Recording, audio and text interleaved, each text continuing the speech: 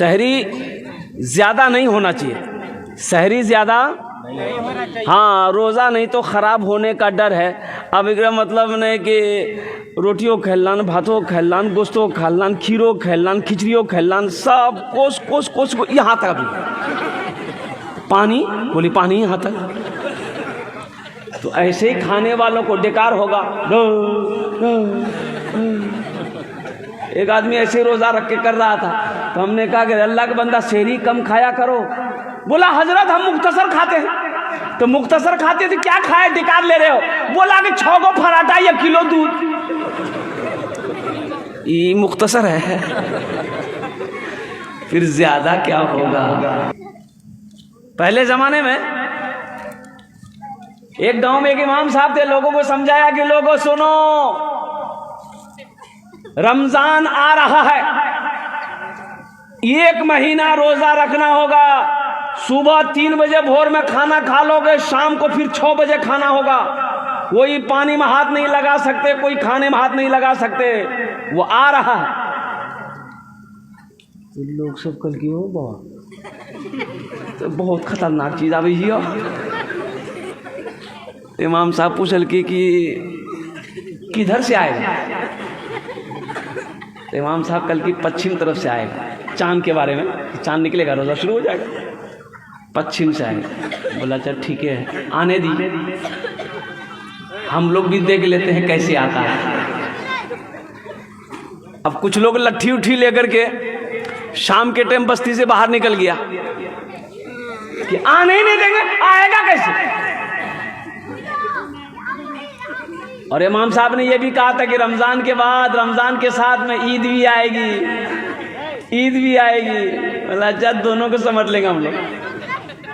एक ऊंट वाला ऊंट लेके आ रहा था, इन लोग देख लिया, बोलो यही है, यही रमजान है। ऊंट के साथ में वो ऊंट का बच्चा था, बोला यही ईद है। दे धुलाई किया है ऊंट वाले की उन लोगों ने, अल्लाह राम फरमाए। तो इमाम साहब को पता चला, इमाम साहब ने समझाया कि लोगों अल्लाह के बंदो, रमजान का महीना है, रोजा रखो अल्लाह के हुक्म से, 30 रोजे रखना है। चांद देखकर रोजा रखो, चांद देखकर ईद मनाओ, ये अल्लाह का हुक्म है। तो बताइए भैया कि रमजान रोजा एक ऐसा अमल है, बंदा अगर करे, बंदा अगर इस रोजा का अमल करे, रोजा रखेगा, अल्लाह इसका इनाम अपने हाथों से देगा। अल्लाह इसका इनाम अपने हाथों से देगा अपने बंदे को। इसलिए मुसलमानों, इसलिए मेरी माँ बहनों, इसलिए मेरे नौजवानों, इसलिए मेरे बच्चों, रोजा पाबंदी के साथ रखना और सहरी खाया करो, ये बरकतों वाला खाना है। सहरी खाया करो, ये बरकतों वाला खाना है। चाहे ये खजूर ही क्यों ना हो, एक गिलास पानी ही क्यों ना हो, मगर सहरी खाया करो, ये नबी की सुन्नत है।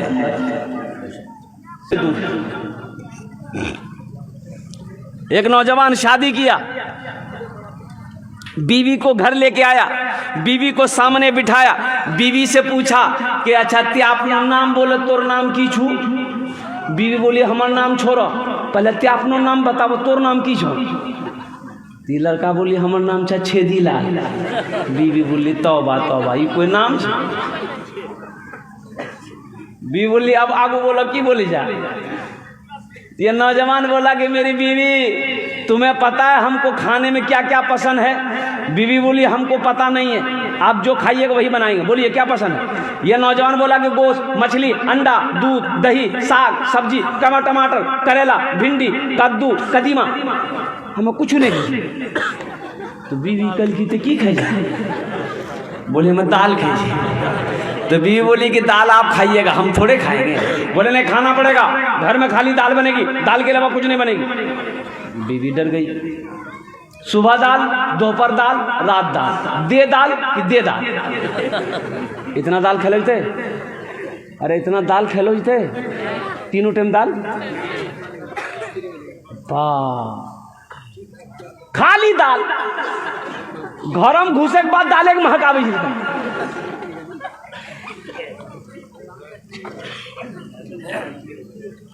2-3 महीना ये लड़की रही ससुराल में, सूख के कांटा हो गई। अच्छी पीती खाती पीती घराने की बच्ची थी, 7 भाइयों की इकलौती बहन थी।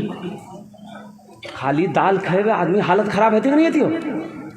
3 महीना में ये बच्ची सूख के कांटा हो गई। 3 महीने बाद अपने मैके गई तो भाइयों ने देखा कि मेरी बहन सूख के कांटा हो गई है। तो भाइयों ने कहा की के दैया बीमार छलेगी गए, सुखा कांटो बेरा की बिलू। तो बहन आंसू रोक नहीं पाई, बोली भैया कौन कंजूस के साथ हम बिहा दिला, हमरा हमर किस्मत खराब कर ला भैया, खाली दाल खिला भैया। तो भाइयों ने कहा ना गोश्त माछो, बोले ना भैया गोश्त माछो बोली जी बहुत मारे जाओ।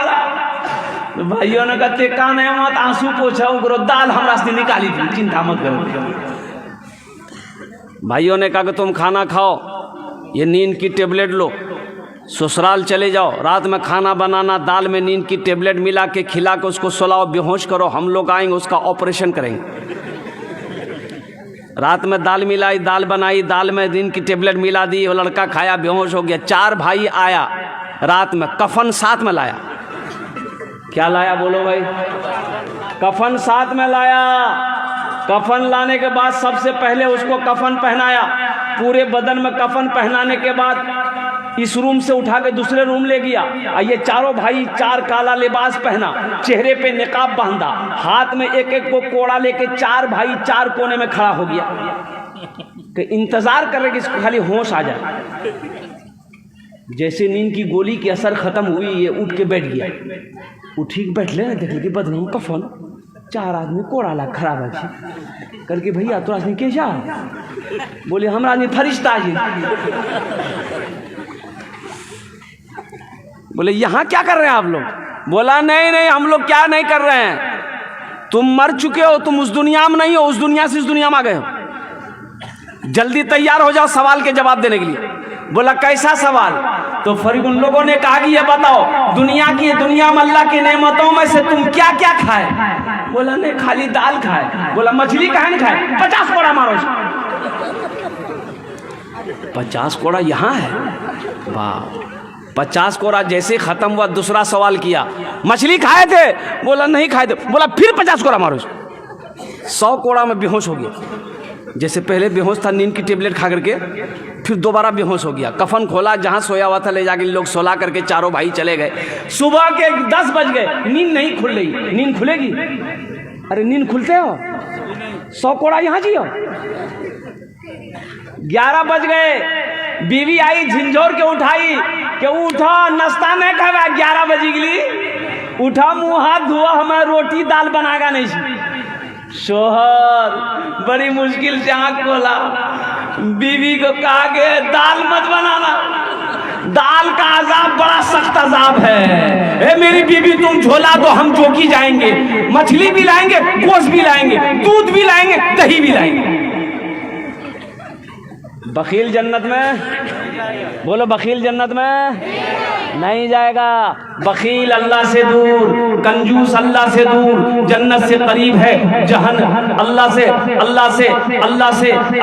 दूर है, जन्नत से दूर है, जहन्नम के करीब है। ज्यादा क्या होगा? इसलिए मेरे बच्चों सहरी खाया करो, पाबंदी के साथ 30 रोजे रखने हैं। इंशाअल्लाह शायद शाबान की 26 तारीख हो गई और 4 दिन रह गया।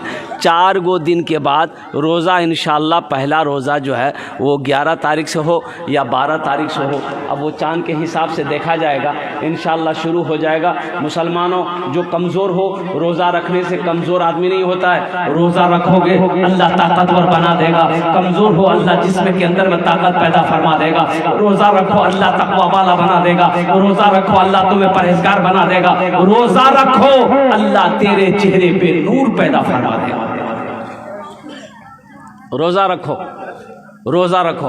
अच्छा, रोज़ा रखने से कबल क्या करना है? अभी रमज़ान का इस्तकबाल करना है। रमज़ान का इस्तकबाल कैसे करना है? रमज़ान का इस्तकबाल कैसे करेंगे? रमज़ान का इस्तकबाल कैसे करेंगे? कैसे करेंगे? कैसे करेंगे? इस महीने का इस्तकबाल कैसे करेंगे?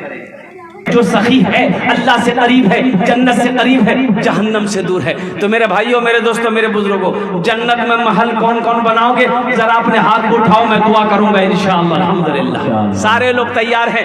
अल्लाह के रसूल की हदीस है, सही बुखारी शरीफ की हदीस है। इसके रावी कौन है? अभी हजरत उस्मान गनी का वाकया सुना रहे थे। यही हजरत उस्मान गनी रदी अल्लाह तआला अन्हु रावी है। रिवायत फरमाते हैं कि अल्लाह के रसूल ने इरशाद फरमाया, मन बना लिल्लाहि मस्जिदन बनल्लाहु लहू बैतन फिल जन्ना। जिसने दुनिया में अल्लाह का घर बनाया, अल्लाह उसके लिए जन्नत में आलीशान महल बनाएगा।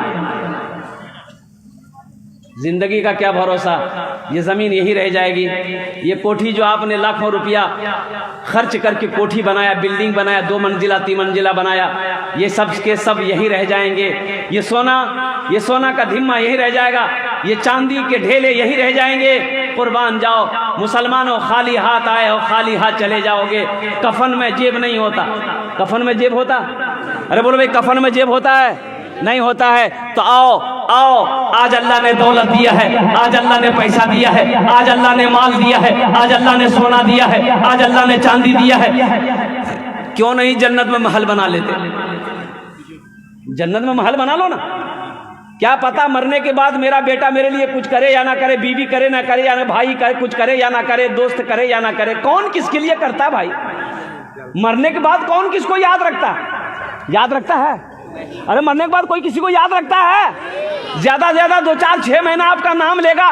साल लगा तो कोई आपका नाम लेने वाला नहीं होगा। साल के बाद कोई नाम लेने वाला नहीं होगा। क्यों नहीं दुनिया में कुछ ऐसा काम करके मर जाओ, बेटा भूल जाए गम नहीं, बेटी भूल जाए गम नहीं, बीवी भूल जाए गम नहीं, भाई भूल जाए गम नहीं है। कुछ ऐसा काम करके दुनिया से मर जाओ कि कोई याद करे या ना करे, अल्लाह कयामत तक कब्र में सवाब अता फरमाता रहेगा। और वही है सदक़े जारिया। ये मस्जिद का जलसा है, मस्जिद की छत ढलाई है, 50 से 60 लाख रुपए की खर्च है। क्यों नहीं आज अल्लाह पैसा दिया, मस्जिद बना दो। ये मस्जिद इस धरती पर जब तक खड़ी रहेगी, अल्लाह कब्र में सवाब अता फरमाता रहेगा। और अल्लाह ने जो वादा किया जन्नत में महल देने का, जन्नत में घर देने का, अल्लाह का वादा पक्का वादा है, अल्लाह का वादा सच्चा वादा है। इन्ना वादा अल्लाह हक़ुन, अल्लाह का वादा हक है, अल्लाह का वादा पक्का है, अल्लाह का वादा सच्चा है। तो मेरे भाइयों, मुझे इस मजमे के अंदर में 5 आदमी चाहिए इंशाअल्लाह, जिसमें दोहरा सवाब है। अगर यही काम, यही अमल अपने माँ बाप के नाम पर अगर आप करेंगे तो इंशाअल्लाह इस धरती पर जैसे ही आपने नियत कर ली, इस धरती पर यह मस्जिद जब तक खड़ी रहेगी, अल्लाह आपके माँ बाप के कब्र में कयामत तक सवाब अता फरमाता रहेगा।